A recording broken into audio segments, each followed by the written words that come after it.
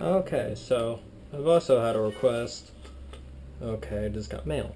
So I've also had a request to teach how to do this. Horizontal revolutions. First things first, you have to know normal revolutions, so... Alright. So to begin, you want to pinch here, but you want to do it instantly.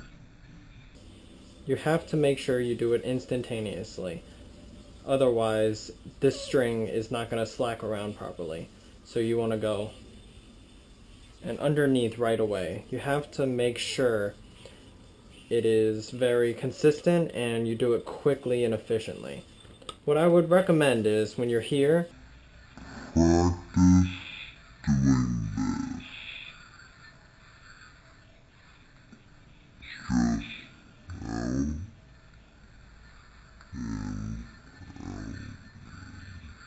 Practice that, and it's the same exact motion.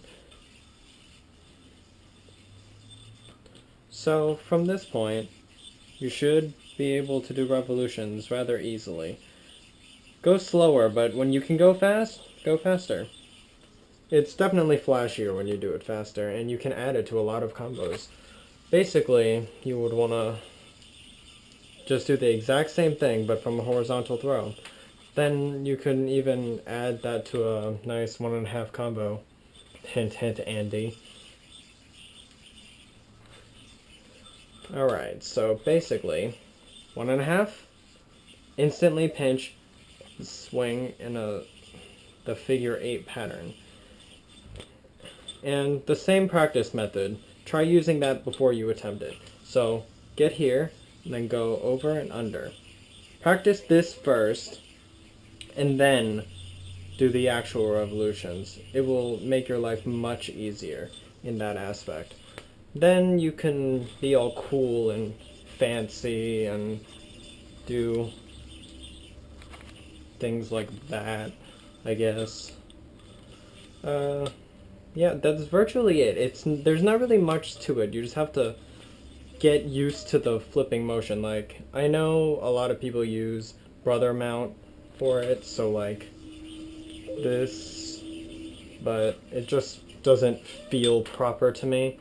But if that's the way you want to do it, that's perfectly fine. You just need to practice it's in the opposite direction.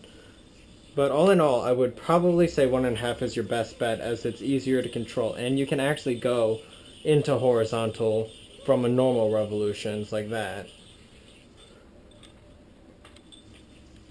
Another thing you can do is to make sure however many amount of times you spin this way, you have to spin this way. So let's say if you just do 3 times here, you can do 3 times there, and then consistently do that. Just make sure you're consistently untwisting the string. That's the reason why you go over and then under. I think that's pretty much it for variations and all. I mean, there's probably more, but, you know, experiment, do what you like. I mean, I'm sure you could do a lot of things, like maybe with this hand.